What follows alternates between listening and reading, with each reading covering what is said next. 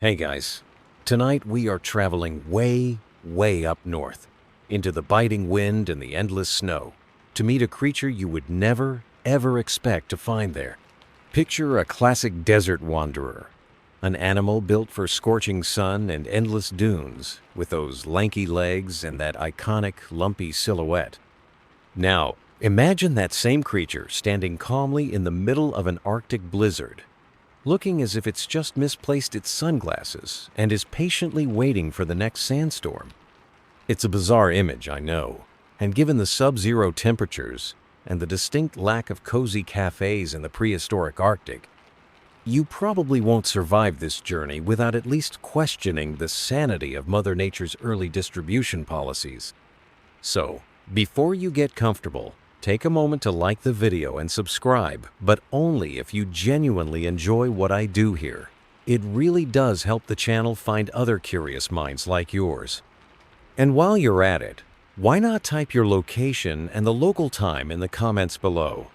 It's always fascinating to see where everyone is tuning in from as we embark on these collective cognitive journeys. Now, dim the lights, maybe turn on a fan for that soft background hum, and let's ease into tonight's journey together. The world outside your window begins to fade, replaced by the soft, heavy darkness behind your eyelids. You feel yourself drifting, untethering from the day, floating on that quiet, invisible current that carries you towards sleep. But tonight, that current feels colder. A crisp, clean chill seeps into your awareness, and the soft hum of the fan transforms into the sound of a lonely wind whistling through skeletal trees. You find yourself standing, your feet sinking slightly into a thick blanket of pristine, powdery snow.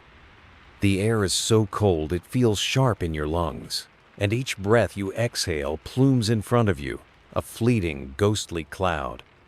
You're in a vast, silent landscape of white and gray.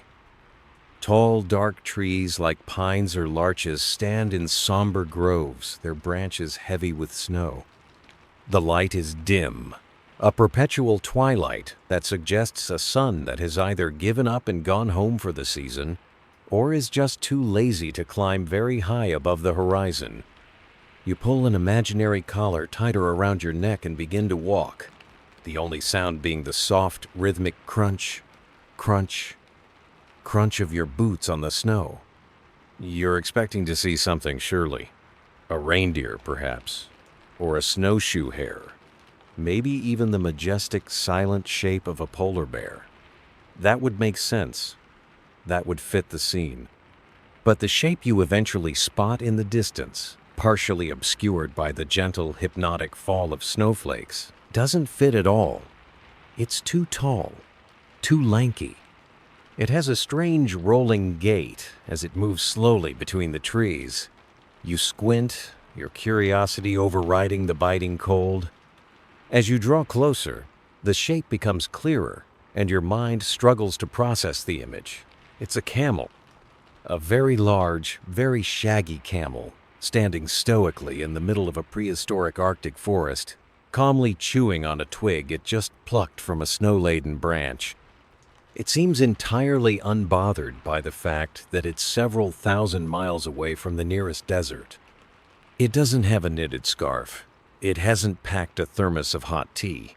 And it looks at you with large, dark, placid eyes that seem to say, "What? You were expecting maybe a penguin?" This is the central, wonderfully absurd mystery we're exploring tonight. This is no mirage, no sleepy trick of the mind. This creature, or one very much like it, was a genuine resident of the high Arctic millions of years ago. The discovery of its existence is a testament to the often surprising, logic-defying nature of paleontology. The whole field has a history of upending expectations. Back in the 19th century, the great fossil hunts were intensely competitive affairs, sometimes called the Bone Wars, where paleontologists like Edward Drinker Cope and Othniel Charles Marsh were constantly trying to one-up each other with bigger, stranger dinosaur discoveries. It was a time that proved the fossil record was full of creatures wilder than anyone's imagination.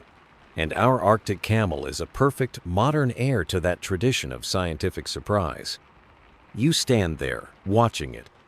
Its coat is thick and a deep, earthy brown, though paleontologists still debate the exact coloration of prehistoric animals, often having to make educated guesses based on genetic clues or environmental needs. Its iconic hump just, one in this case, a clear silhouette against the pale gray sky. What on earth is it doing here? How could it possibly survive? You might find yourself checking your own internal compass, wondering if you're the one who's lost. But no, the scene is undeniable. A camel in the Arctic. It's almost as strange as stumbling upon one of the fantastical creatures from old medieval maps, those here be dragons or sea serpent-type beasts.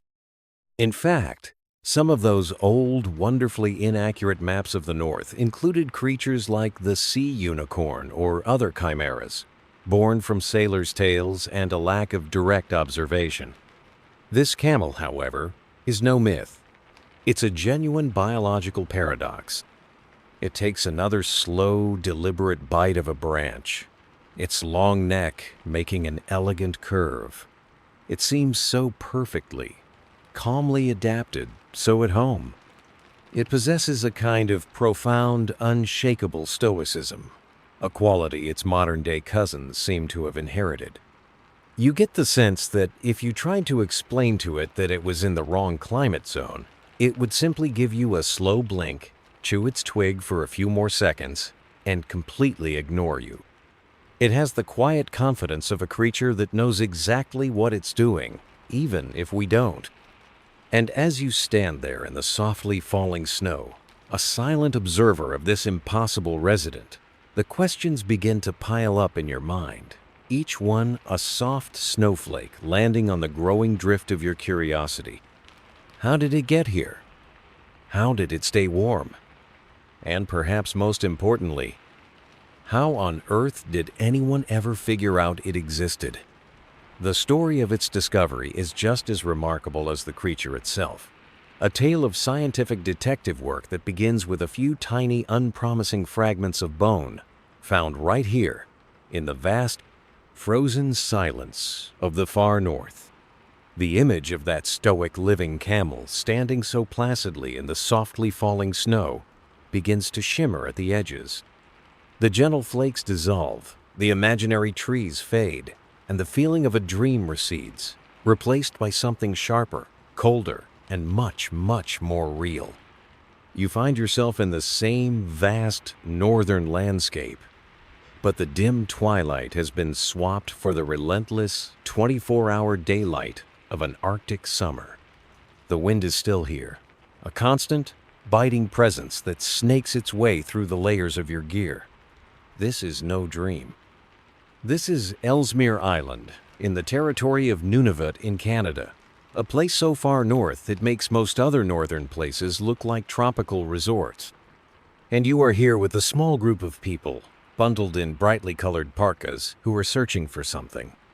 You're not here with adventurers seeking the North Pole, like the explorers of old who braved this very landscape in the early 20th century, with little more than grit and sled dogs.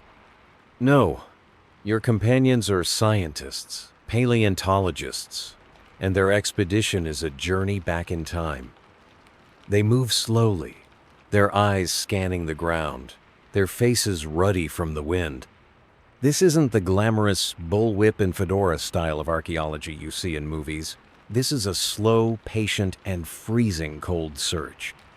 The most important piece of gear here isn't a treasure map. It's a really, really good pair of thermal long underwear. You follow the team as they make their way to a specific site, a place known as the Files Leaf Bed, near a location called the Beaver Pond. It's a starkly beautiful landscape, a wide, open valley carved by ancient glaciers with exposed bluffs of sand and gravel.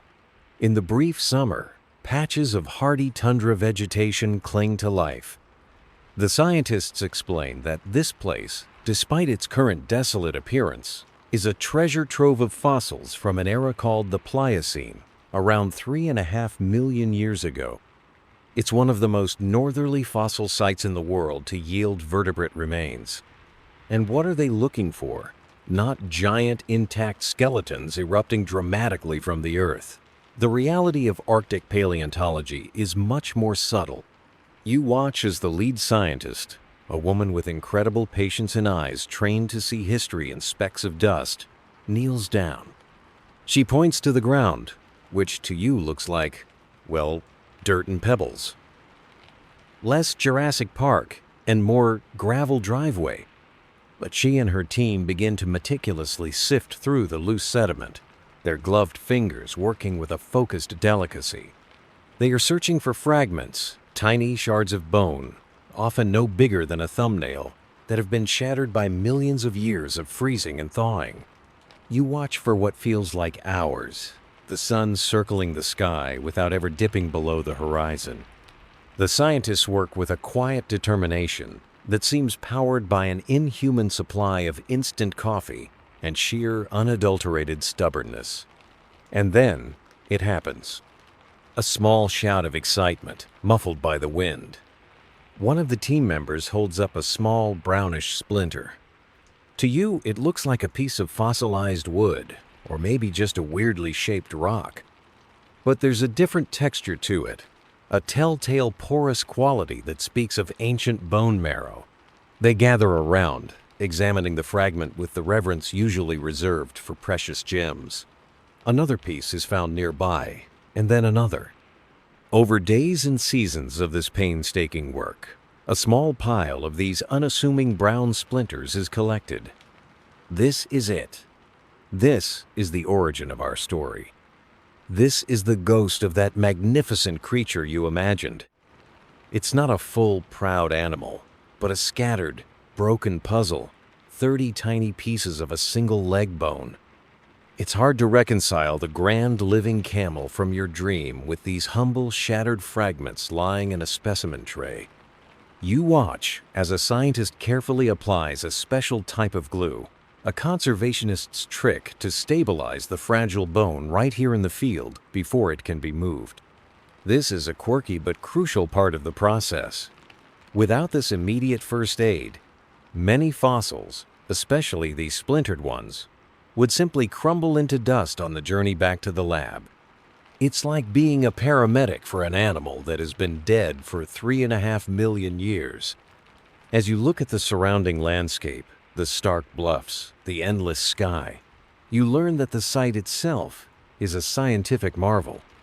Geologists still debate the exact mechanisms that led to the remarkable preservation of organic material here.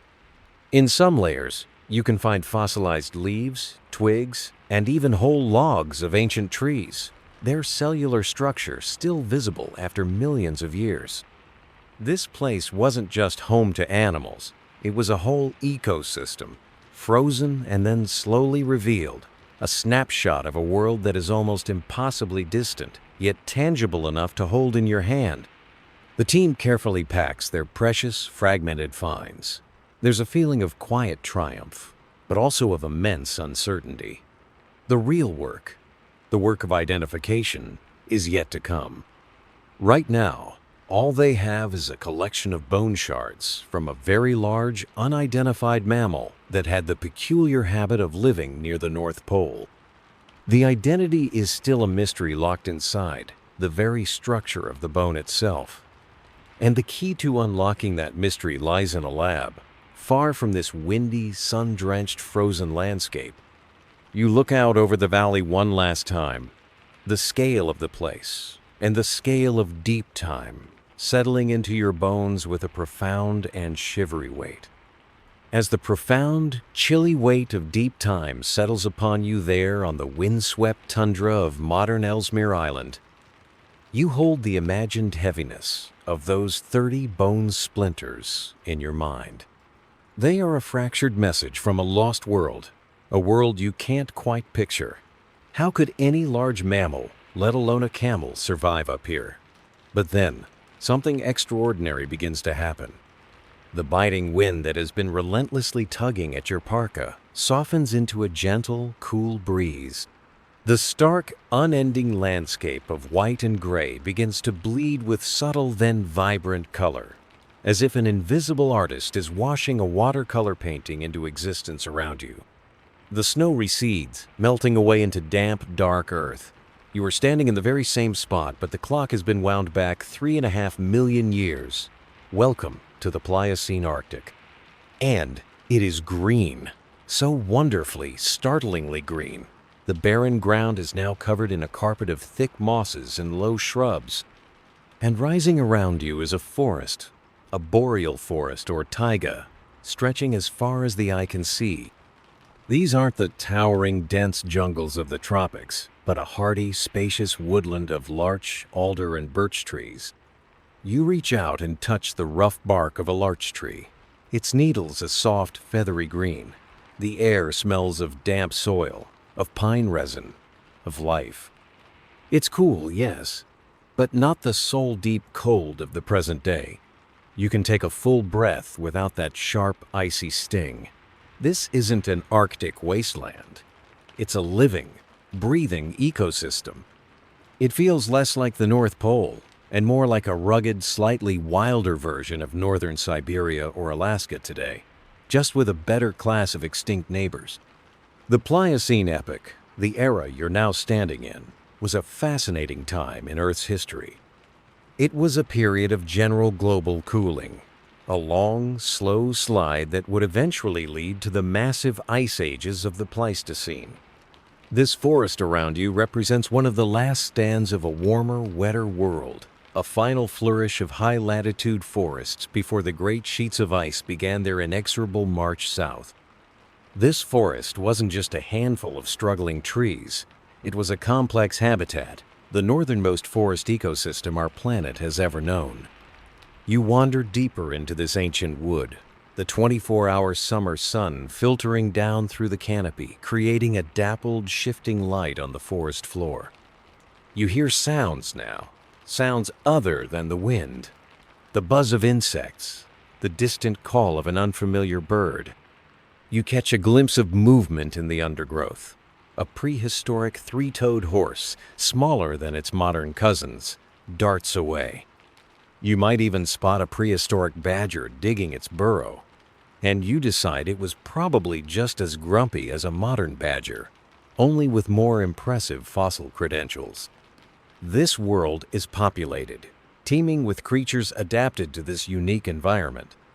And among the trees, you see a particularly majestic type of conifer, a dawn redwood or metasequoia.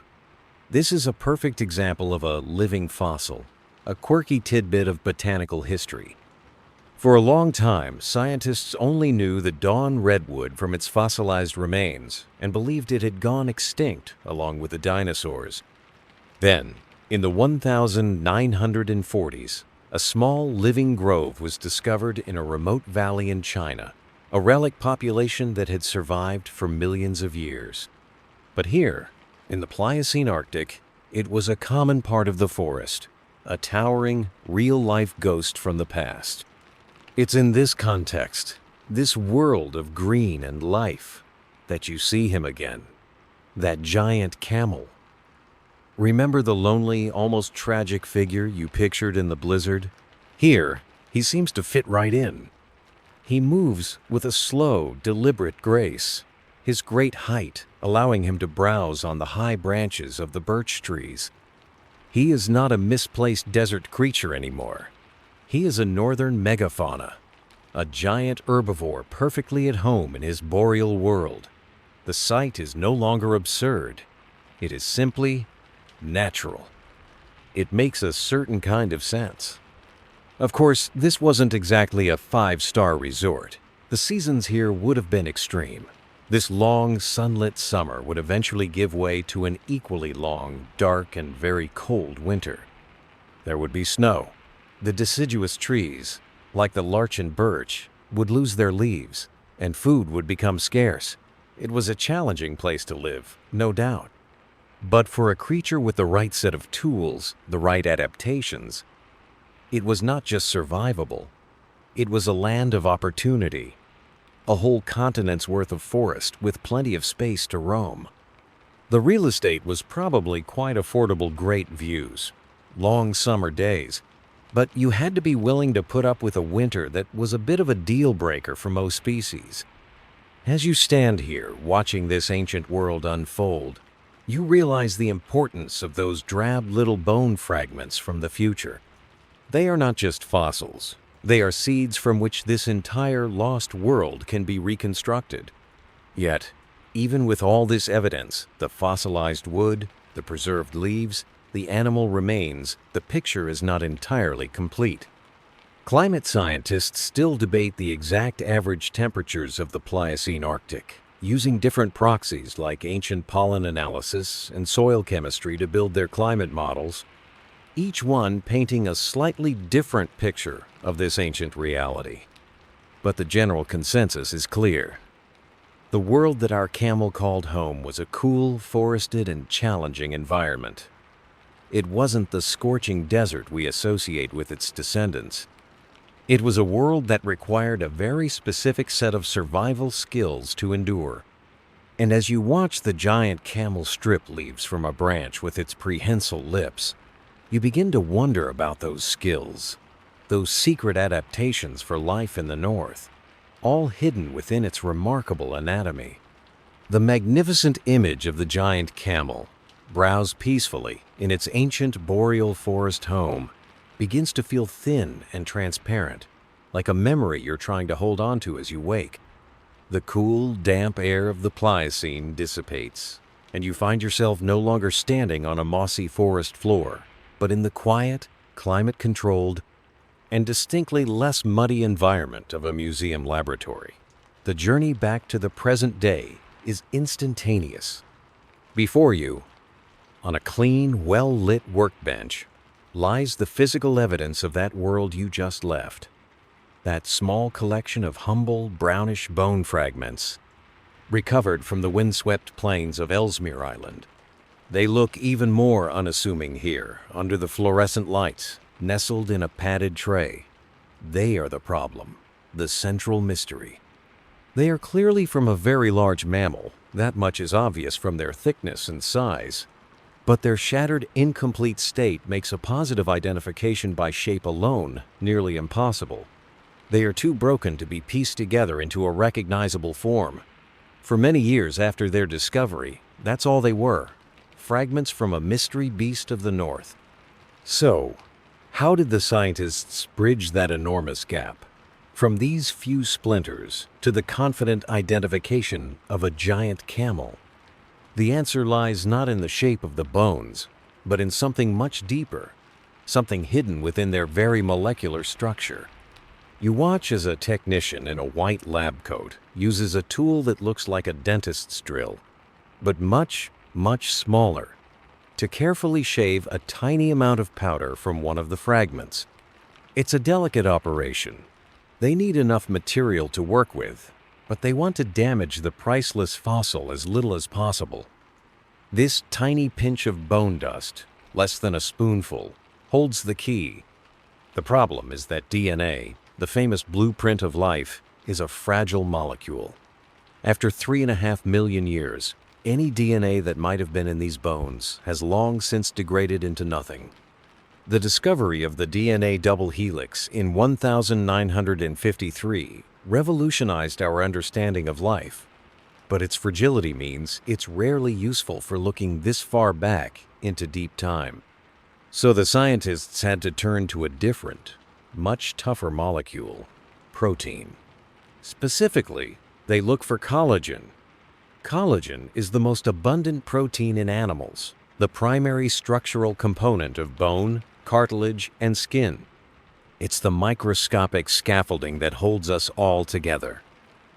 And crucially, it is incredibly durable, capable of surviving for millions of years under the right conditions. In a weird roundabout way, the secret to identifying this majestic prehistoric beast lies in the same stuff that gives gelatin its structure, the very protein that makes gummy bears chewy and Jell-O jiggle. It's one of those beautiful, slightly silly connections that science sometimes reveals. The process you're witnessing is a remarkable bit of scientific detective work called collagen fingerprinting. The tiny sample of bone powder is carefully treated with chemicals to isolate the ancient collagen molecules. These molecules are then analyzed by a machine called a mass spectrometer, which determines the sequence of their amino acid building blocks. It's a painstaking process, less a CSI Pliocene montage with dramatic music, and more, a lot of very careful laboratory work and waiting for a computer to process immense amounts of data. But the result is a unique profile, a specific pattern, a molecular fingerprint of that animal. The next step is to compare this ancient fingerprint to a library of fingerprints from modern animals.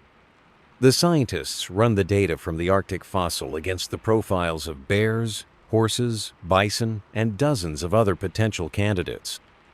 And the results, when they finally appear on the computer screen, are stunningly clear.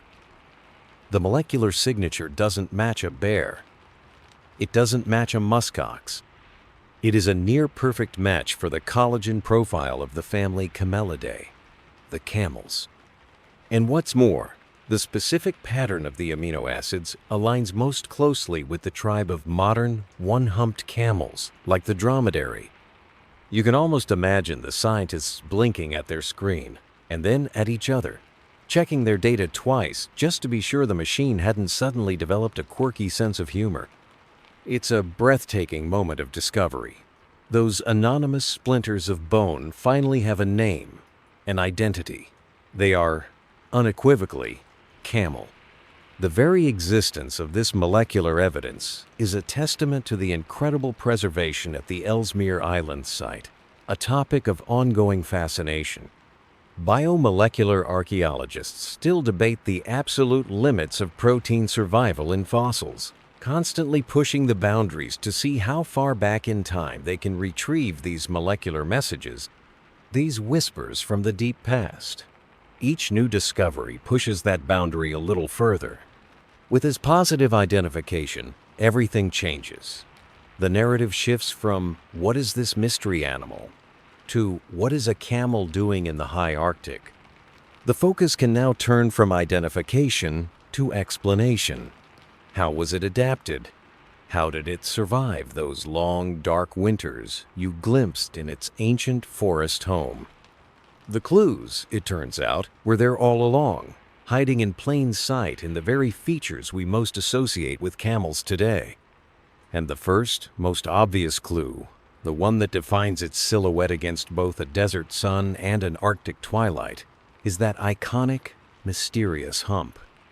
The quiet, climate-controlled hum of the laboratory begins to dissolve around you once more. The sterile scent of science is replaced by the cool, damp air of the Pliocene, rich with the smell of pine needles and wet earth.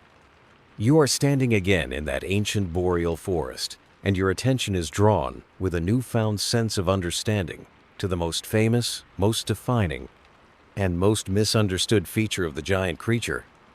Browse peacefully before you. The hump. It rises from its back, a great curved silhouette against the pale northern sky, a landmark of biology, and the first major clue to its incredible survival story. Now, let's get one thing straight right away. The most common myth about the camel's hump, the one we all learned as kids, is that it's a big, fleshy water tank. It's a lovely, simple idea, but it's completely wrong. You couldn't just stick a little tap on the side of it and get a refreshing drink. Nature, especially in its more creative moments, is rarely quite that convenient when it comes to plumbing. The truth is far more ingenious, and it's the very reason our Arctic friend could ever have called this place home. The hump is not a water reservoir. It is a massive, highly concentrated store of fat. It's a biological power pack, a larder, an enormous pantry that the camel carries on its back. And locating all this fat in one big lump on its back, rather than having it spread evenly all over its body, like the blubber on a seal or a polar bear, is a stroke of evolutionary genius. By concentrating the insulation in one place, the rest of the camel's body is better able to release heat, an adaptation that is just as useful for a hardworking animal in a cool Pliocene summer as it is for a desert dweller under a scorching sun. But its true brilliance, its masterstroke function, reveals itself not in the sun, but in the dark. Remember the challenge of this ancient Arctic world? The endless 24-hour sun of the summer would eventually give way to a profound, unrelenting darkness. For up to 6 months, the sun would not rise above the horizon, plunging this entire landscape into a continuous polar night. The green leaves and tender shoots the camel is currently enjoying would vanish, buried under snow, or simply gone for the season. For a large animal, this is the ultimate challenge, a half-year-long famine. And this is where the hump becomes the key to survival. It's basically the ultimate built-in, fully stocked biological backpack, far more efficient than trying to pack 6 months' worth of granola bars. Throughout the bountiful summer, the camel would eat voraciously, converting excess energy into fat and storing it in its hump. As the long, dark winter set in, it would then begin to draw upon this enormous energy reserve. It could survive for months with little or no food, living off its own internal power supply. This is the same principle a hibernating bear uses. But instead of sleeping the winter away in a den, the camel was likely active, moving slowly through the twilight forest, conserving its energy and living off the enormous savings account on its back. But here's the most beautiful and surprising part of the whole system. As the camel's body metabolizes, or burns, this fat for energy, a chemical reaction takes place. And one of the main byproducts of metabolizing fat is water. For every gram of fat it burns, the camel produces more than a gram of metabolic water. So, in a very real and scientifically elegant way, the hump is a source of water after all. It's not a tank of sloshing liquid, but a dense block of potential, a chemical battery that releases not just energy, but life-sustaining water, right when the surface water would be frozen, solid, and inaccessible. The fat stored in a camel's hump is a part of its story that has been intertwined with humans for millennia. In many desert cultures, the rich fat rendered from a camel's hump has historically been a prized source of nutrition and a valuable cooking ingredient, a testament to its incredible energy density. But what's really fascinating is watching this adaptation in action. A healthy, well-fed camel has a large, firm, upright hump. But as it draws on its reserves, the hump shrinks, becomes soft, and can even deflate and flop rather sadly to one side. It's a living, visible gauge of the animal's energy level, and probably the camel equivalent of looking in your wallet and finding only dust and an old, expired coupon. This whole incredible system, this prepackaged winter survival kit, raises a fascinating evolutionary question. Paleontologists still debate whether the hump first evolved primarily as a thermal regulation feature to deal with heat, or as an energy storage unit to deal with scarcity, though most now agree that both functions became deeply and brilliantly intertwined over time. For our Arctic camel, the energy storage for the long polar night was undoubtedly its most critical function. You look at the giant creature before you with a new sense of awe. That hump is no longer a strange, comical appendage. It is a masterpiece of biological engineering, a perfect solution to the most pressing problem of this ancient northern world. It allowed this animal to effectively carry its own personal summer banquet through the bleakest months of winter darkness. Having solved the mystery of the hump, you now find your eyes drifting downwards towards the camel's feet, planted so solidly in the damp, mossy earth. And you begin to wonder what other desert secrets were perfectly and paradoxically suited for a life in the snow. Your gaze travels down from that magnificent, life-sustaining hump, that biological power pack that holds the secret to surviving the polar night. You follow the line of the creature's long, sturdy legs, past its knobby knees, until you are focused on its feet, planted so firmly on the damp, mossy earth of this ancient forest. And at first glance, its feet look, well, a bit odd. They're big, round, and remarkably flat. They're not the elegant, sharp hooves of a deer or the powerful clawed paws of a bear. They look a bit like two large, leathery oven mitts. As with the hump, they are not what they first seem, and fashion rarely wins a fight against function in the grand story of evolution. These unique feet are a defining characteristic of the entire camel family. In fact, the scientific suborder that includes camels, llamas, and alpacas is named Tylopoda, a Greek term that literally translates to padded foot.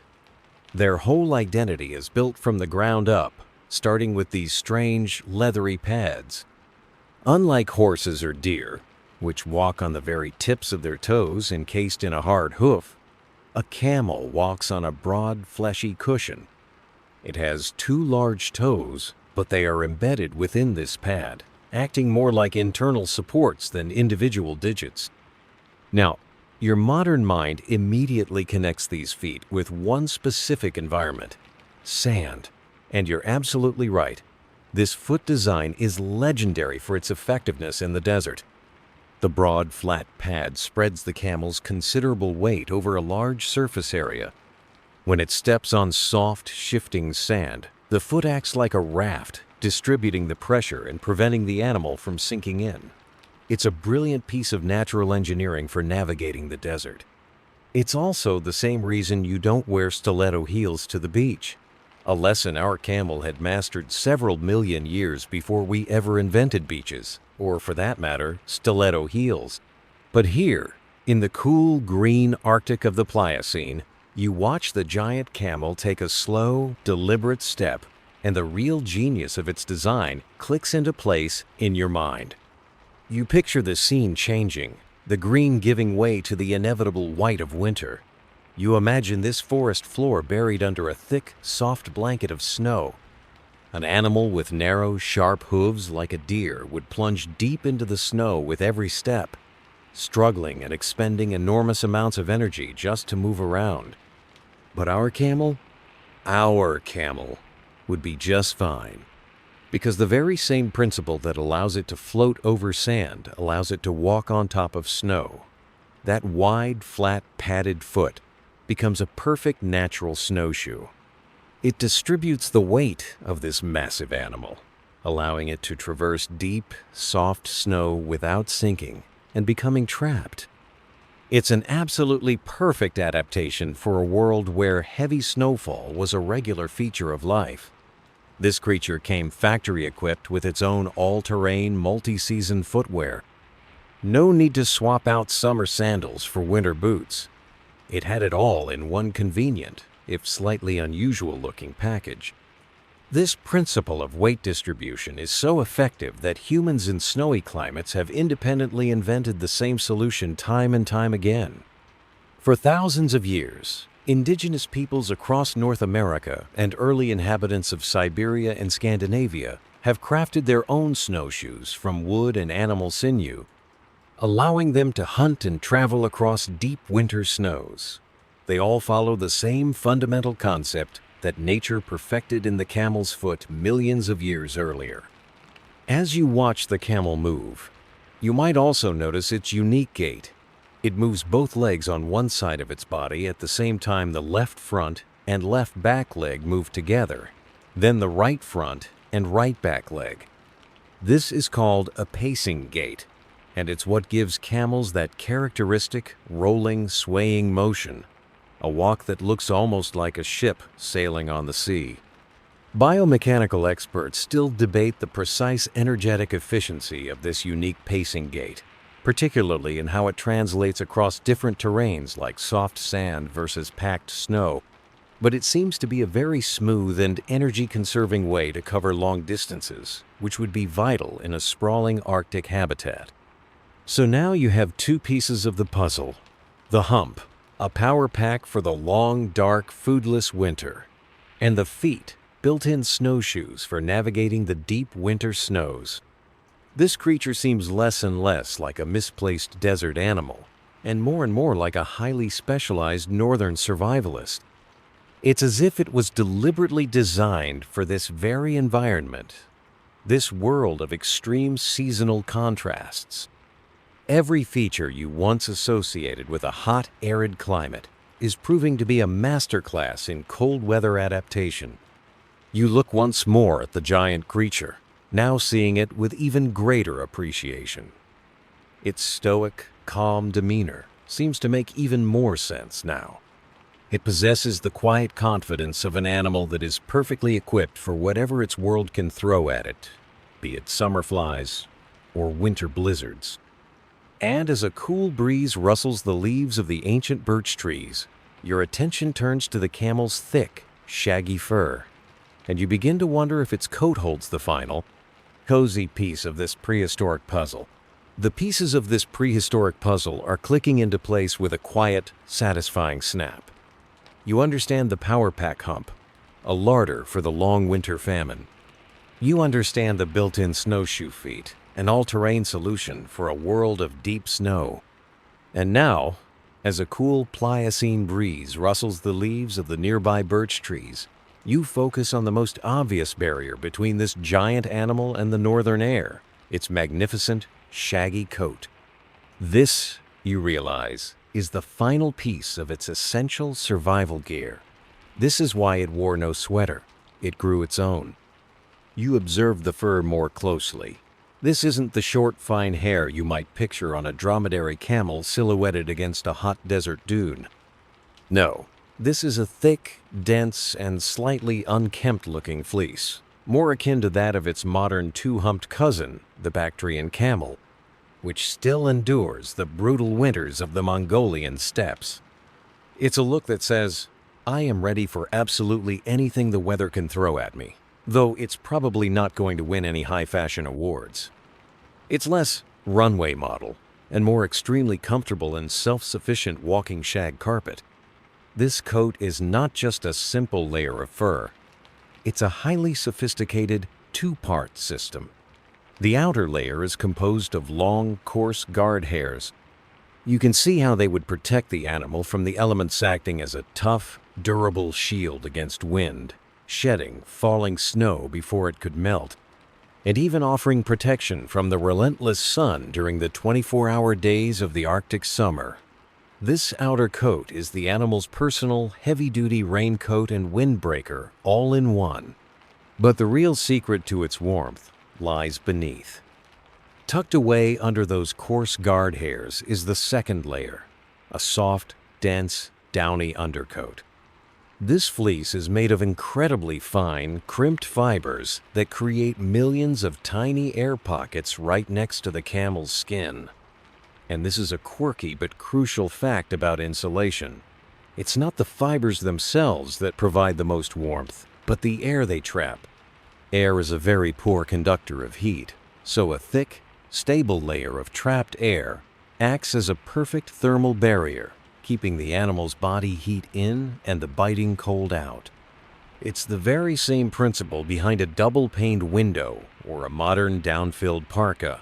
This camel was wrapped in what was essentially a perfectly tailored premium-quality insulation system. If it were sold in an outdoor gear store today, it would be eye-wateringly expensive and come with a very serious-looking technical label. This natural, high-performance fleece has been prized by humans for thousands of years. The soft undercoat of the Bactrian camel, in particular, has been harvested by nomads in Central Asia for millennia.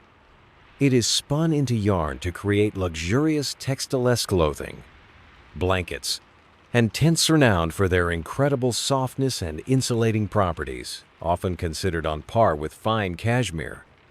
So, the very material that kept our Pliocene giant warm has been keeping humans cozy for a very long time. You can easily imagine how this two-layer system would function through the extreme seasons of the Pliocene Arctic. In the harsh, dark winter, The full, thick coat would provide all the insulation the camel needed to withstand freezing temperatures and relentless winds. Then come the brief but bright springtime. It would shed that dense undercoat in big, comical-looking clumps, probably looking rather patchy and disheveled for a few weeks, much like we all do after a questionable haircut. This seasonal shedding would leave it with a lighter coat for the warmer summer, preventing it from overheating under the constant sun. It's another example of a perfect dual-purpose adaptation. Just as the hump and the feet were once thought of as purely desert features, this thick coat, which provides shade from the blazing sun in one climate, offers life-saving warmth in another. The versatility is stunning, and it raises interesting questions for the scientists who study these animals. Paleoclimatologists and evolutionary biologists still debate the precise balance of environmental pressures, whether it was the intense, sustained cold of the polar night or the extreme seasonal temperature swings from summer to winter. That was the primary driver for the evolution of such a sophisticated double-layered coat in the camel lineage. Standing here in this ancient forest, you look at the giant camel with complete understanding. It is a fortress of self-sufficiency. It carries its food and water on its back in the form of a fatty hump. It wears its own snowshoes on its feet. And it is wrapped in a custom-fitted, all-weather thermal coat. It was perfectly, completely, and beautifully adapted for a life here, in the far north. Every major feature that allows its descendants to survive the harshest deserts was forged, it seems, right here, in the crucible of an Arctic winter. And now that you understand the equipment, you feel a shift in the air again. The dappled sunlight of the Pliocene summer begins to fade. The greens of the forest deepen, and a profound, enduring twilight descends. You are about to experience the greatest test of all these remarkable adaptations, the long, dark polar night. The profound twilight you were witnessing deepens, the last vestiges of sunlight bleeding away from the horizon until they are completely gone. A canopy of brilliant, unfamiliar stars unfurls itself across the sky, impossibly bright in the clear, cold air. The darkness that settles over the Pliocene forest is almost absolute, a deep and velvety blackness that swallows the landscape. This isn't just a single night. This is the night. The Great Polar Night, a season of darkness that will last for months on end. And you are here, a silent witness, to see how life endures. The cold intensifies, becoming a penetrating physical presence. The wind howls a lonely, mournful tune through the now bare branches of the larch and birch trees. The world is painted in monochrome, stark white of the snow, the deep black of the tree trunks, and the shifting ethereal silvers and blues cast by a full moon. You follow the great hulking shape of our camel as it moves through this frozen world. Its pace is slower now, more deliberate. Every movement is measured, designed to conserve the precious energy stored in its hump. Each breath it takes billows from its nostrils in a thick cloud of steam, instantly visible in the frigid air. You, in your imaginary parka, are shivering just from the sheer spectacle of it all. The camel, on the other hand, seems almost placidly indifferent. It is a portrait of stoic resilience, as if this whole 6-month-long night is just a minor inconvenience, like a meeting that could have been an email. Its remarkable coat, that double-layered system we explored, is doing its job perfectly, trapping a layer of warmth against its body and shedding the fine, dry snow that drifts down from the sky. Its snowshoe feet press into the deep powder, distributing its weight so it moves with a surprising lack of effort across the silent landscape. It is an island of warmth and life in a world of suspended animation. Weeks, then months, seem to drift by in this timeless twilight. For modern humans who live and work in the Arctic and Antarctic, the psychological effects of such prolonged darkness are well documented. The lack of sunlight can profoundly impact mood and sleep cycles, a condition sometimes known as seasonal affective disorder. It's a huge challenge for the human mind to endure.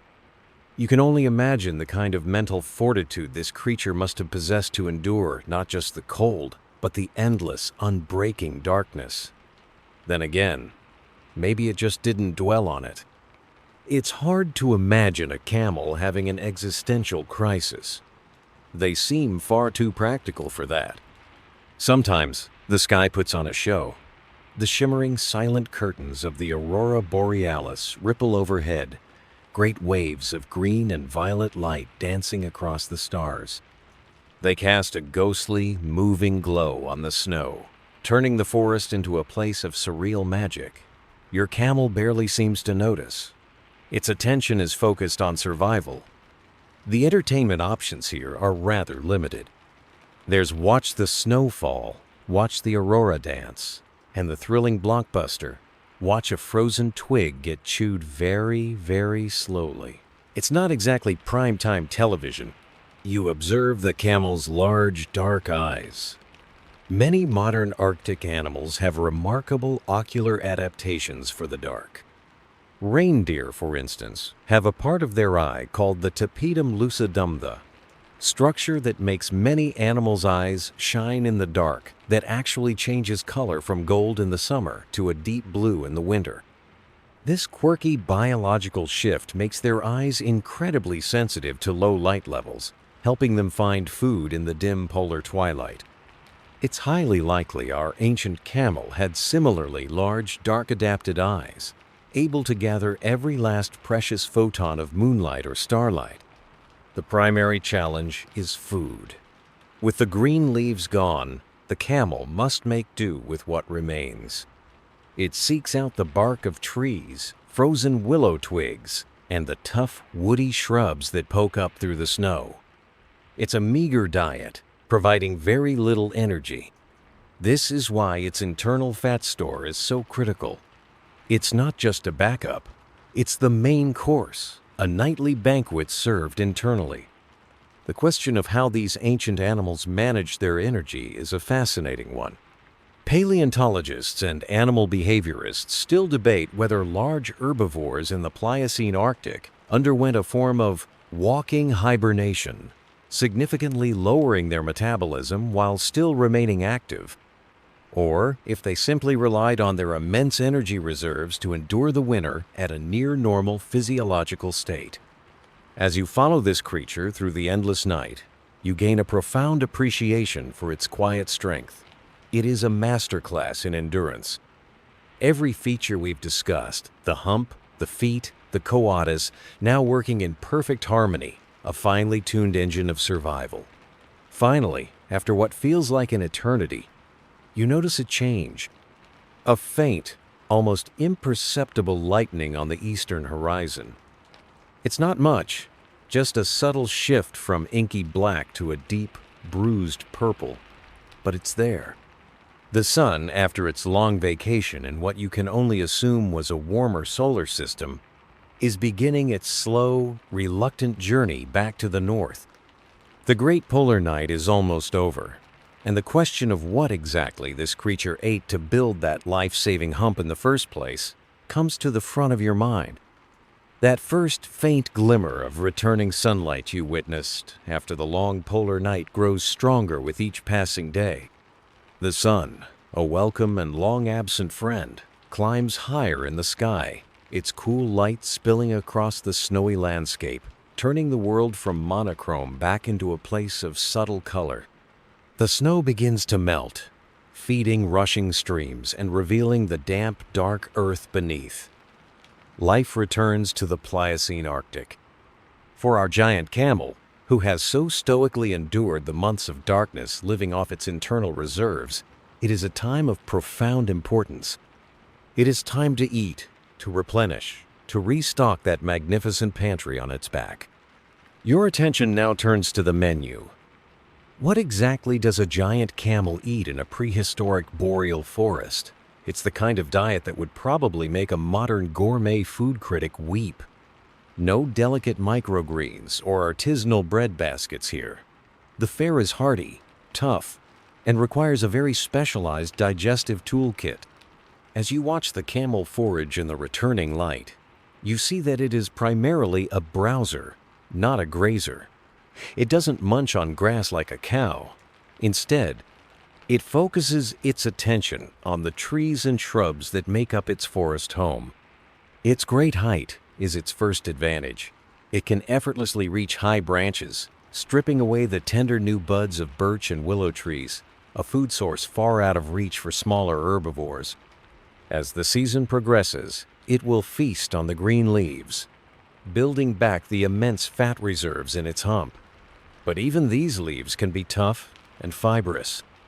And in leaner times, like the beginning of spring or the end of autumn, its diet would consist almost entirely of twigs, bark, and the tough needles of coniferous trees like the larch. It's not a menu that would earn a lot of 5-star reviews online, but it's packed with cellulose, a tough plant fiber that holds a surprising amount of energy, provided you have the right equipment to unlock it. And our camel certainly has the right equipment. You observe its face, its mouth. It has a prehensile, or grasping split upper lip, which allows it to be incredibly dexterous. It can delicately pull leaves from a branch while avoiding the woody parts, or even maneuver around thorns. Its entire mouth is lined with tough, leathery skin, meaning it could probably eat a thorny branch and then complain that the salad wasn't crunchy enough. This is an incredibly useful adaptation when your lunch options consist mostly of splinters and things that fight back. To break down this tough food, the camel also has a formidable set of teeth, with large, powerful molars in the back of its jaw, designed for grinding, and more grinding. But the real magic happens after it swallows. You watch as the camel, after a period of browse, finds a quiet spot to stand. It becomes very still, and you notice a rhythmic circular motion in its jaw. It is chewing its cud. Like its modern relatives, and like cows and sheep, the camel is a ruminant, an animal that regurgitates partially digested food to chew on it a second time. It's nature's way of getting a second chance at a first impression with your food, a process that is fascinating biologically, but perhaps not something you want to watch up close right after your own dinner. This process is part of a complex digestive system. Here's a quirky tidbit. While they ruminate like cows, camels are not considered true ruminants in a strict zoological sense, as they have a 3-chambered, rather than a 4-chambered, stomach. This unique digestive tract is filled with a host of specialized microbes that work tirelessly to ferment and break down the tough cellulose into nutrients the camel can absorb. It's an internal chemical factory of incredible efficiency. The very trees our camel is eating are, in themselves, ancient storytellers. The fossilized wood found at the Ellesmere Island sites can sometimes be analyzed using a technique called dendrochronology, or tree ring dating. Each ring in a tree trunk represents a year of growth, and its thickness can tell scientists about the climate conditions of that specific year. A wide ring suggests a good, warm, wet year with lots of growth. A narrow ring indicates a colder or drier year. By studying these fossil trees, scientists can get a year-by-year snapshot of the world these camels lived in, reading the history of ancient climates in the grain of the wood that once made up their lunch. Of course, not everything in the forest would have been good to eat. Just like modern forests, this ancient one would have had plants that were toxic or indigestible. Paleobotanists and ecologists still debate the exact nutritional composition of the Pliocene flora and how these large herbivores might have navigated the potential toxins present in some ancient plants, a complex process of dietary selection that is very difficult to reconstruct from fossils alone. The camel would have needed an innate, instinctual knowledge of what to eat and what to avoid, a wisdom passed down through generations of Arctic foragers. As you watch this magnificent creature methodically and peacefully refueling after its long winter trial, you realize it is not just an animal in a landscape. It is a keystone of that landscape. Its browse would have shaped the forest itself, and its own existence was shaped by the unique and challenging buffet this northern world provided. It was a perfect, self-contained survivalist. But this Arctic forest wasn't an island. It was part of a much larger world, and this population of camels was part of a much larger story, a story of epic journeys and colossal change. A story that would eventually take them across a now-vanished land bridge, connecting their destiny with that of other continents. The peaceful image of the giant camel, methodically foraging in its familiar Pliocene forest, begins to broaden in your mind's eye. You see now that it is not alone. It is part of a small, loose-knit herd that moves with a slow, wandering grace through the ancient trees. And as the seasons turn before you, from the endless light of summer to the profound dark of winter and back again, you sense a deeper rhythm, an ancient instinct woven into their very being. It is the instinct to move, to explore, to follow the horizon, a restlessness that would eventually lead these creatures on one of the most important journeys in mammalian history. To understand this journey, we have to address a rather surprising fact, a delightful twist in the story of camels. It's a fact that might win you a very specific trivia night someday. Camels, despite their modern association with the deserts of Africa and Asia, are not originally from there. The entire camel family, the Camelidae, evolved and diversified right here in North America over tens of millions of years. They are as North American as canyons and sequoias, just with a much longer history and a better tolerance for long walks. The giant Arctic camel you've been observing was one of the last and largest of this proud North American lineage. They were the originals. So, how did they get to the Gobi Desert and the sands of Arabia? They walked. They undertook an epic multi-generational trek that makes the average family road trip look like a quick jaunt to the corner store. And their path lay across a piece of land that no longer exists, the Bering Land Bridge. As you watch the herd, the landscape around you begins to shift once more. You feel yourself pulled across the globe, westwards from Ellesmere Island, across what will one day be Alaska. You find yourself standing on a vast, windswept plain under a pale, cold sky. This is the Bering Land Bridge, or Beringia. The name itself is relatively modern, coined in the 1930s by a Swedish botanist named Erik Hultan.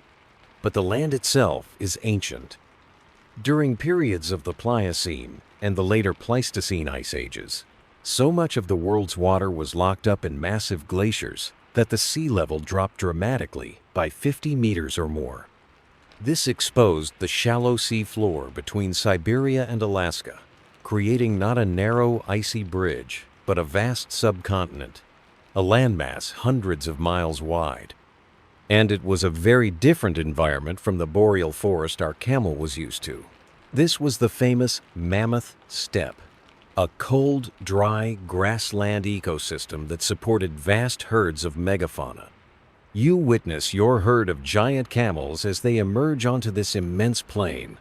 Their powerful legs, padded feet, and thick coats, all so perfectly suited for the Arctic forest, serve them equally well here. They join a great, slow-moving river of life. You see herds of shaggy, woolly mammoths, great herds of ancient horses who were also, incidentally, making the journey from their North American homeland to Asia, and ancient, long-horned bison. There were no border controls, no passport checks, just mile after mile of cold, wind-swept grassland. The in-flight meal, as it were, was whatever tough, dry grass you could find. This great land bridge was a crucial two-way biological highway. The idea that it served as a migratory route was first seriously proposed way back in the 16th century by a Spanish missionary, José de Acosta, as he tried to figure out how unique animals had populated the New World. It was a remarkably insightful theory for its time. Animals moved from Asia to North America, including the ancestors of mammoths, bison, and eventually the first humans. And, just as importantly, animals moved from North America to Asia. This incredible interchange shaped the biodiversity of both continents for millions of years. Your camels are part of this westward-bound traffic. You watch them plodding along with that same stoic, unhurried determination you've come to admire. Their journey is not a frantic sprint, but a slow, generational diffusion across this vast, vanished land. The challenges are immense. The climate is harsh, and the landscape is monotonous.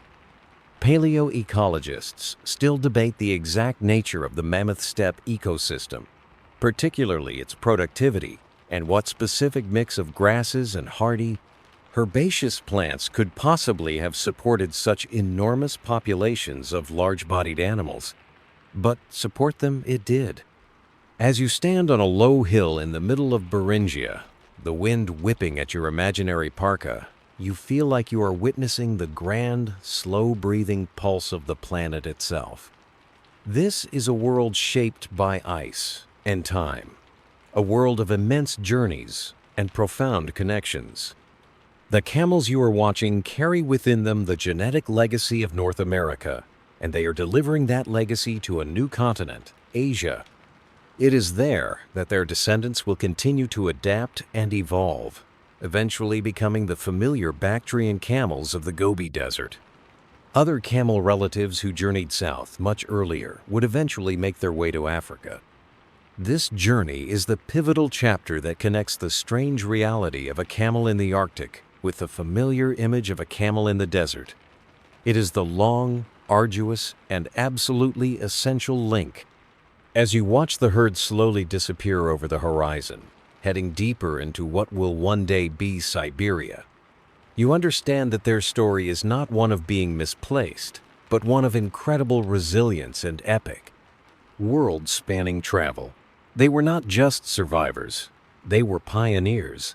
And now, you find yourself wondering about the family they left behind and the ones they would eventually create. The vast, cold steppe of Beringia, that ancient highway of life, dissolves around you like a forgotten dream. The chill in the air dissipates, replaced by a dry, enveloping heat. The pale beige of the mammoth steppe deepens into the rich ochre and brilliant gold of a sun-scorched landscape. You are no longer in the Pliocene. You have been carried forward through millions of years of time, and you now find yourself standing in the Gobi Desert of Central Asia, face to face with a direct descendant of those great northern pioneers. Before you stands a Bactrian camel. It is magnificent, shaggy, and possessed of not one, but two splendid humps. It regards you with the same air of serene, unbothered indifference you saw in its ancient ancestor. It's like looking at old family photos. You can see the resemblance, immediately the same long face, the same slightly aloof expression, the same questionable but highly effective taste in footwear. The Bactrian camel, built to withstand the punishing extremes of the Asian steppes, with brutally hot summers and bitterly cold snowy winters, is a living library of its family's Arctic history. You look at its thick, shaggy coat, which it will shed in great clumps in the spring, and you remember the insulating fleece of its Pliocene relative. You look at its wide, padded feet, which carry it effortlessly over rocky terrain and sandy dunes, and you remember the built-in snowshoes that trod the ancient forest floor. And you look at its two humps, the family, having evidently decided to upgrade to a model with more storage options, and you remember the single, life-sustaining power pack that enabled survival through the polar night.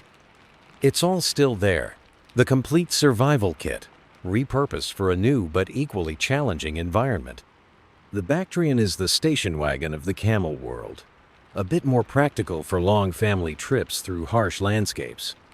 Now, let the scene shift again. The dry, high-altitude desert gives way to the endless rolling dunes of the Arabian Peninsula. The heat is even more intense. And here you meet the other famous cousin, the dromedary camel. It is sleeker, with shorter hair and even longer legs, more finely adapted to extreme heat. And it has just one hump, making it a closer visual match to the ancient giant from Ellesmere Island. In fact, the collagen fingerprinting you witnessed in the lab suggested that our Arctic original was from the lineage that would eventually lead to the dromedary. Both of these modern animals are true masters of the desert, a reputation earned over millennia. Their incredible physiology allows them to thrive where few other large animals can. Here's a quirky little fact for you. A thirsty camel can drink over 100 liters of water. That's more than a standard bathtub full in just a few minutes. This is possible partly because their red blood cells are oval-shaped, not round like ours. This makes them more flexible and better able to withstand huge changes in osmotic pressure as the camel dehydrates and then rapidly rehydrates, preventing the cells from bursting. It's a microscopic adaptation with macroscopic survival benefits. The domestication of both these camel species, around 3,000 to 4,000 years ago, was a revolutionary moment in human history. They became the famous ships of the desert. Seeing a dromedary laden with goods, striding across the sand with that same unique, rolling, pacing gait you saw in its Arctic ancestor, you realize it has simply traded a sea of snow for a sea of sand. This ability to carry immense loads over vast, waterless distances enabled the creation of transcontinental trade routes, most famously the Silk Road, which connected east and west for centuries, allowing not just goods, but ideas, cultures, and technologies to travel across the known world. None of it would have been possible without this remarkably adapted family of animals, whose story began in a place that couldn't be more different. The family reunion isn't quite complete, though. While your Arctic camels were trekking west across Beringia into Asia, other members of the Camelidae family were already on their own great journey, heading south, down through North America, across the Isthmus of Panama, and into South America. There, they evolved into the smaller, more delicate, and humpless camelids we know today. The wild guanacos and vicuñas and their domesticated descendants, the llamas and alpacas. They are unmistakably cousins, with the same long neck, padded feet, and stoic disposition. But they traded the hump for a thick fleece to survive the cold, thin air of the Andes Mountains. It's a truly remarkable family tree, with branches reaching across the globe, from the high Arctic to the high Andes, from the Gobi to the Sahara. But the question of how the two main Asian and African branches, the Bactrian and the dromedary, diverged, remains a topic of fascinating research. Taxonomists and geneticists still debate the precise timeline and the specific evolutionary pressures that led to the split between the one-humped and two-humped lineages after their ancestors left North America millions of years ago. You stand now in the heat of a modern desert, the image of the shaggy Arctic giant still clear in your mind. You see the unbroken line, the legacy of survival passed down through millions of years. The adaptations that were perfected for a life of polar extremes proved to be the perfect pre-packaged toolkit for thriving in the harshest deserts on Earth. It's an incredible story of resilience and adaptability. But it leaves one final lingering question. If the Pliocene Arctic was such a good home, if our giant camel was so perfectly suited to it, why did it leave? Why did its story in the north come to an end? The answer, as it so often is in Earth's long history, lies in a world-altering change in the climate. You are standing in the heat of a modern desert, the faces of the Bactrian and dromedary camels clear in your mind, living proof of an incredible ancestral journey. But your thoughts drift back to the question that hangs in the dry, shimmering air. If their ancient home in the north was so well suited for them, why did their story there come to an end? The scene around you dissolves once more, the golden dunes fading away. A familiar, deep chill returns to the air.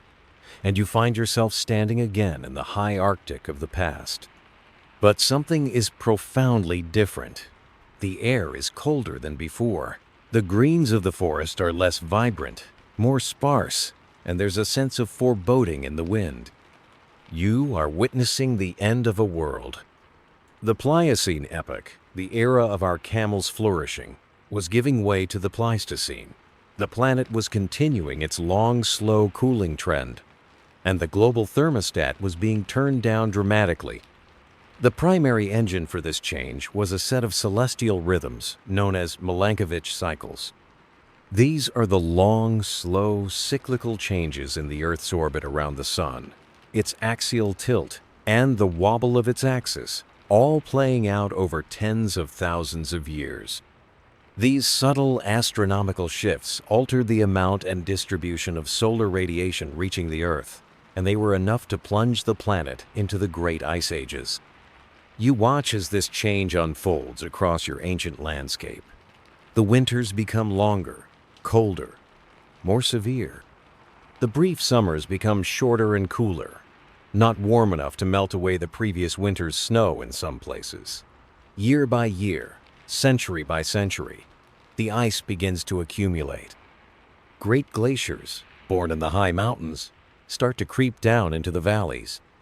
A vast ice sheet, the Laurentide ice sheet, begins to grow over North America, eventually covering millions of square miles under a sheet of ice that in some places was more than 2 miles thick.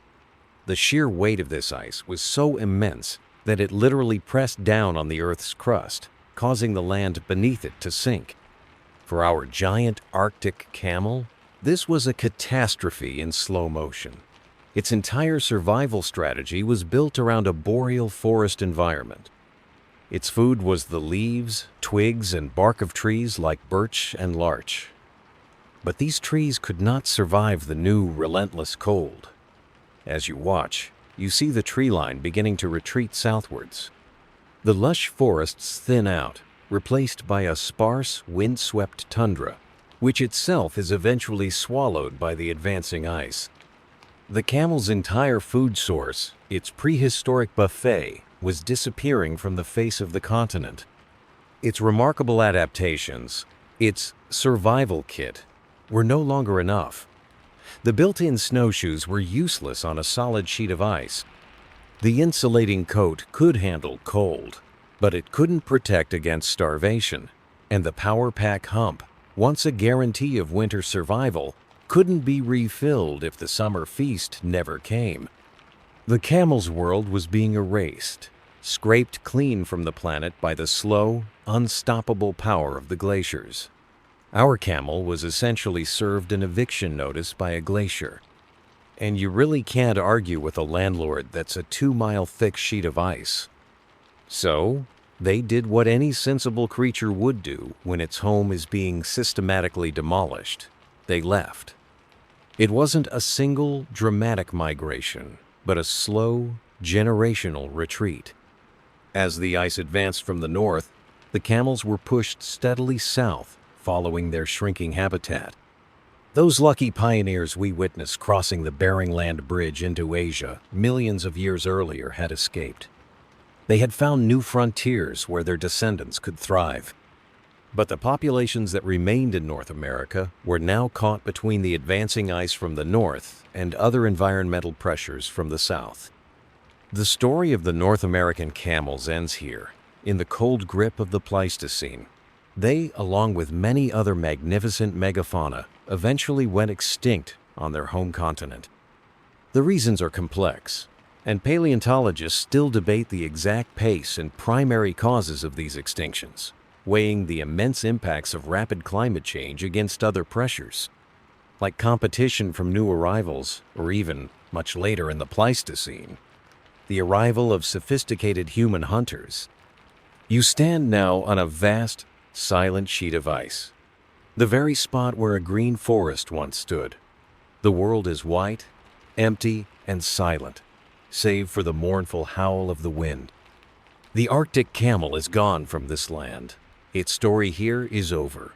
It's a somber moment, a reminder of the immense and often brutal power of planetary change. Life adapts and thrives, but the stage on which it performs is constantly being rebuilt, redesigned, and sometimes wiped clean entirely. But the camel's legacy did not die here. It lived on in those intrepid migrants who had made the journey to Asia and Africa. And it lived on in the remarkable set of adaptations that had been forged and perfected here in the North. The story isn't just one of extinction, but of a surprising and wonderful evolutionary inheritance. The tools developed for a life in the Pliocene Arctic would, by a strange twist of fate, be the very same tools that would allow the camel's descendants to conquer the world's harshest deserts. It's a final, fascinating paradox we have yet to unpack. The vast, silent sheet of ice, the frozen tomb of the Pliocene Arctic, begins to dissolve from your view. The profound cold and the melancholy feeling of that icy eviction fade away, and in their place, an idea begins to form in your mind. It's a warm, illuminating thought, a beautiful concept that elegantly solves the final central paradox of our camel's story. It is the answer to how a creature perfectly adapted for a polar forest could give rise to the undisputed kings of the scorching desert. It's the story of how a perfect set of winter clothes became the ideal desert attire, all thanks to a clever, opportunistic trick of evolution. The concept is called exaptation. It's a wonderful term, formally defined in 1982 by the paleontologists Stephen Jay Gould and Elizabeth Verba to describe a trait that evolves for one particular use, but is later co-opted for a completely different purpose. It's not that evolution has foresight, that it was pre-adapting the camel for a future life in the desert. It's more like evolution is an ingenious, thrifty tinkerer who never throws anything away, repurposing old tools for new and unexpected jobs. It's the ultimate act of biological recycling. And our camel is the poster child for the whole idea. Let's unpack this beautiful concept using the survival kit we've already assembled. First, consider the hump. As we learned, it evolved as a dense fat store, a power pack to provide the energy and metabolic water needed to survive the long, dark, and food-scarce polar night. Now, fast forward to the desert. It's an environment of extreme scarcity, not of light, but of food and, most critically, water. The very same adaptation, the ability to carry a huge energy reserve and produce water as a byproduct of fat metabolismus, a life-saving superpower in a hot, arid landscape. The original purpose was enduring cold and darkness. The new purpose was enduring heat and drought. The tool, however, remained exactly the same. Then you have those wide, padded snowshoe feet. They evolved to distribute the camel's great weight over soft, deep snow, allowing it to navigate its winter world without sinking. Now, place that same foot on soft, deep sand. The principle is identical. The foot that floated over snow now floats over sand, giving the camel a huge advantage in a dune-filled environment. It's an evolutionary two-for-one deal. A solution so elegant, it works perfectly in two opposite worlds. And finally, there's that thick, shaggy, double-layered coat. We saw it as a perfect insulation system against the bitter Arctic cold. The trapped air in its downy undercoat keeping the camel warm. In the desert, that same principle works in reverse. A thick layer of fur acts as a thermal shield against the relentless sun, keeping the intense external heat out. The fur prevents the sun from reaching and scorching the skin, and the layer of trapped air insulates the camel from the ambient heat, helping it maintain a stable body temperature without losing precious water through excessive sweating. The camel essentially showed up to the desert already wearing the most advanced thermal protection gear imaginable, having spent a few million years field testing it in the toughest cold weather beta program on the planet. This process of exaptation is seen all over the natural world. A classic and quirky example is found in the ancestors of birds. It's now widely accepted that feathers did not originally evolve for flight. In dinosaurs, feathers likely first appeared for insulation, to keep them warm, or perhaps for social display, like the brilliant plumage of modern birds. Only much later in their evolutionary journey were these fluffy, insulating structures co-opted and modified for gliding and eventually for powered flight. The original sweater became a wing. Thinking about the camel's story through this lens is immensely satisfying. It resolves the paradox. The camel isn't an animal that belongs in just one environment. It is the ultimate survivor. An animal whose lineage was forged in the extremes of the North, a process that inadvertently gave it the perfect toolkit to conquer the extremes of the South. It's a beautiful testament to the unplanned, wonderfully contingent, and often surprising pathways of natural history. Of course, identifying these events in the past can be tricky. Evolutionary biologists still debate the prevalence of exaptation versus gradual, targeted adaptation in the grand sweep of life's history, as it's often incredibly difficult to determine the precise original function of a trait from fossil evidence alone. But in the case of our Arctic camel, the evidence paints a compelling picture. The journey from the high Arctic to the high dunes was made possible not by evolving a whole new set of features, but by finding brilliant new applications for the old ones. It's a story of resilience, of resourcefulness, and of the deep, often hidden connections in the history of life. And it all began with a few unassuming fragments of bone lying frozen in the Arctic soil, waiting to have their incredible story told. This beautiful, elegant idea of exaptation, of nature's ingenious recycling program, brings the entire story of our camel full circle. As you hold this complete picture in your mind, a creature born in North America, adapted for an Arctic forest, pushed out by ice, and perfectly equipped for a new life in the desert, you find your thoughts drifting back to where our journey began. Not in the Pliocene forest, but in that modern lab, contemplating those few, small, unassuming fragments of bone. It all started with them, and it is in them that the deepest magic of this story resides.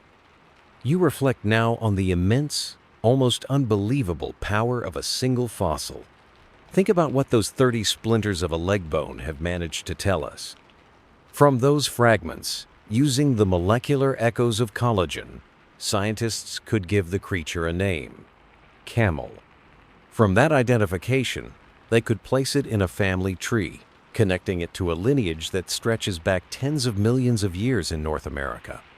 By studying the surrounding rock and fossilized plants, they could reconstruct the entire world it lived in, that lush, green, Pliocene Arctic forest. By understanding that environment, they could finally understand its adaptations. The hump, the feet, the coat knot as bizarre mistakes, but as perfect survival tools. And by piecing it all together, they could rewrite the entire first chapter of the story of one of the world's most iconic animals. All of that from a handful of broken bones. It really is the ultimate glow-up.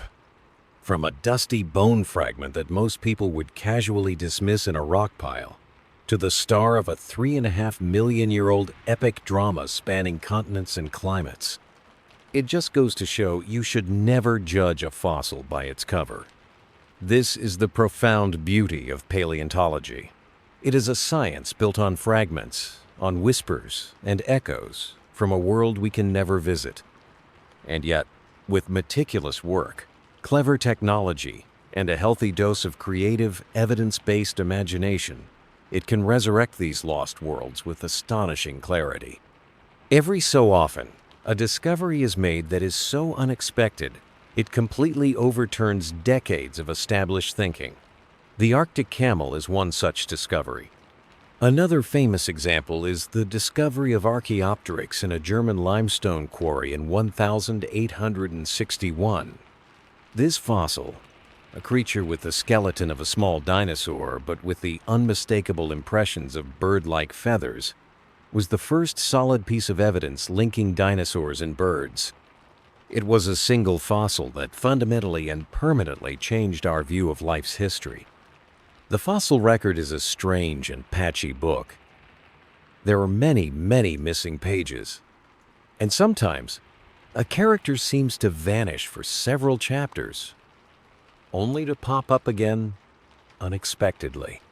In paleontology, there's a quirky term for a species that disappears from the fossil record for a long time, is presumed extinct, and then suddenly reappears in much younger rocks. A Lazarus taxon, named after the biblical figure who was raised from the dead. It's a wonderful reminder that the story we read in the rocks is an incomplete one, and it's full of surprises. It makes you wonder what other secrets are lying frozen in the permafrost or buried in a desert. A polar parrot? An Antarctic armadillo? After the story of the Arctic camel, it feels like anything is possible. Each new find adds a new sentence, a new paragraph, a new detail to the grand story of life. It's why science is so wonderfully alive. The story is never truly finished. Just when you think you have the book figured out, someone, somewhere finds a new fossilized footnote that makes you rethink an entire chapter. Paleontologists and philosophers of science still debate how much of what we perceive as sudden evolutionary events in the fossil record are true, rapid biological changes, versus simply being artifacts of this incomplete record, illusions created by large, unrecorded gaps in time. But what a story it is! Our camel's tale has taken us from the frozen tundra of the present day to a lost green world, from a high-tech laboratory to the sweeping plains of a vanished land bridge. It has taught us about adaptation, endurance, migration, and the clever, unpredictable pathways of evolution. It has connected the polar night to the desert sun, the snowshoe to the sand, the shaggy coat of a northern giant to the prized wool of its modern descendants. And it all came from those 30 pieces of bone. They are a profound lesson in looking closer, in questioning our assumptions, and in appreciating the immense, intricate, and often deeply strange history of the planet we call home. As you let this final realization wash over you, you feel a sense of quiet, sleepy satisfaction. The mystery has been solved. The paradox is resolved. And now, all that is left is to gently drift back from these grand, deep time reflections, carrying the quiet wonder of it all with you, as you begin your own slow, peaceful descent into the soft landscape of your own dreams. The grand, sweeping story held within that single fossil bone begins to condense now, to soften. It's no longer just a scientific principle or a historical timeline you're pondering, but a quiet, personal feeling of wonder that you can hold in your own mind. Our journey together, following this most unlikely of northern residents, is coming to its gentle end. You are now, by my estimation, one of the world's foremost armchair experts on Pliocene camelids, which is a very niche but highly respectable title to hold. You let your thoughts drift back one last time over the path we've traveled. It started with that impossible, dreamlike image of a camel in the snow. From there, we journeyed to the stark reality of Ellesmere Island, to the tiny, frozen bone fragments that held such an enormous secret. We stepped back in time, into the cool green world of a boreal forest that once grew at the top of the world. And we saw our camel not as an outcast, but as a perfectly adapted native. We marveled at its incredible survival kit. The hump, a power pack for the endless polar night, the wide padded feet, nature's own snowshoes, and the thick shaggy coat, a thermal sweater of remarkable ingenuity. We felt the profound challenge of that 6-month winter and the relief of the returning sun. We watched the camel forage on its tough, woody diet, and then we witnessed its ancestors embark on the great world-spanning migration across the Bering Land Bridge. carrying the legacy of North America to new continents. We met its modern desert cousins and saw in them the clear, strong echo of their Arctic heritage. And finally, we saw how the slow, inexorable march of the ice ages served an eviction notice written by the sky itself.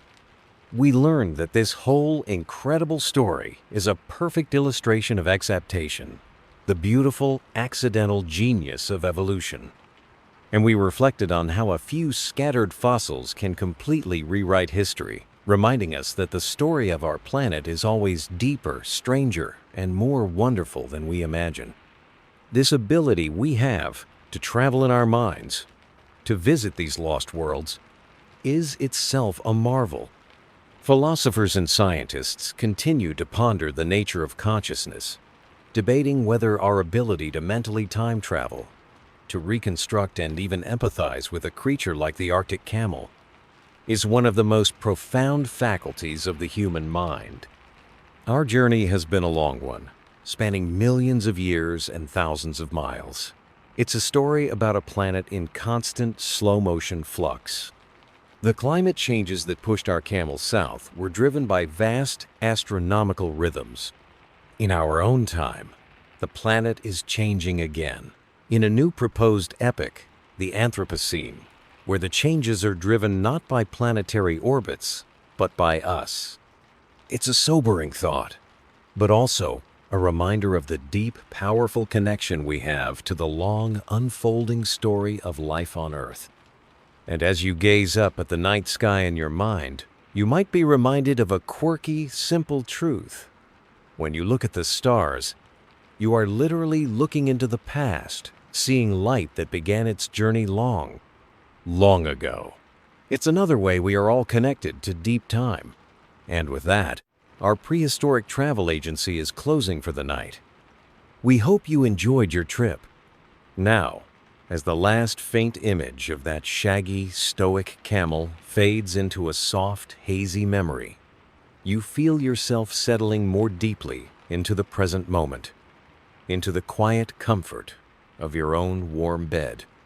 It's certainly cozier than a snowdrift in a Pliocene forest, and the amenities are, frankly, much, much better. Let the grand scale of deep time dissolve, leaving behind only a gentle sense of peace. Allow your thoughts to become like soft, distant clouds, drifting with no effort across the quiet sky of your mind. There is nothing left to analyze, nothing left to discover, only a slow, easy descent into rest. Feel the gentle weight of your blankets, a comforting pressure that grounds you safely in the here and now. Let each breath be a soft, quiet wave, rising and falling in a natural, peaceful rhythm. With every exhale, you release any last lingering thoughts, letting them go, watching them drift away into the soft darkness. You have journeyed far tonight, and now it is time to come home to the deep, restorative quiet of your own sleep. Let the story go, let the day go, and just drift.